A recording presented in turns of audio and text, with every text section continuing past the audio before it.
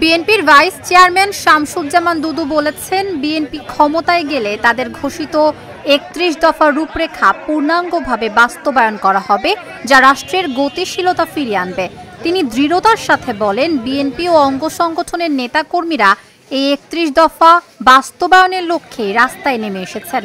চুয়াডাঙ্গা শহরের বিভিন্ন এলাকায় বিএনপির রাষ্ট্র কাঠামো মেরামতের ৩১ দফা রূপরেখা সম্বলিত লিফলেট বিতরণ ও গণসংযোগকালে এ মন্তব্য করেন তিনি আরো বলেন, ধানের শীষের প্রতীকের প্রচারণা অব্যাহত থাকবে। ধানের শীষের প্রতীকে যিনিই মনোনীত হন তার পক্ষে কাজ করতে হবে। বিএনপির বিজয় কেউ ঠেকাতে পারবে না।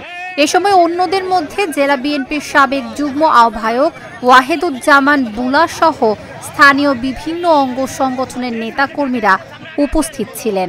দীর্ঘ আলাপ আলোচনার ভিত্তিতে প্রণীত করেছে ৩১ দফা, যে দফার মধ্যে বাংলাদেশের আগামী দিনে যারা সরকার গঠন করবে, বিশেষ করে বিএনপি আগামী সরকার তারা গঠন করলে এই ৩১ দফার আলোকে মানুষের, রাষ্ট্রের, দেশের যে উন্নয়ন গতিশীলতা সেটা প্রতিষ্ঠা করবে।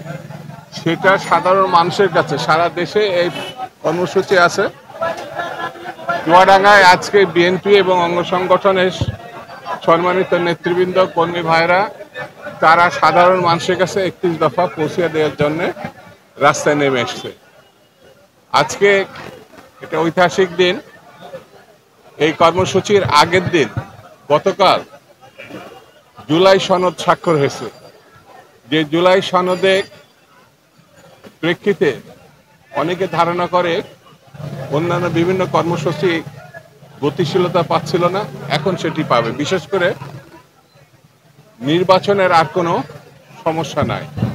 জাতীয় সংসদের নির্বাচন জানুয়ারি ফেব্রুয়ারিতে যেটা বলা হয়েছে সেটি অনুষ্ঠিত হবে বলে আমরা প্রত্যাশা করি।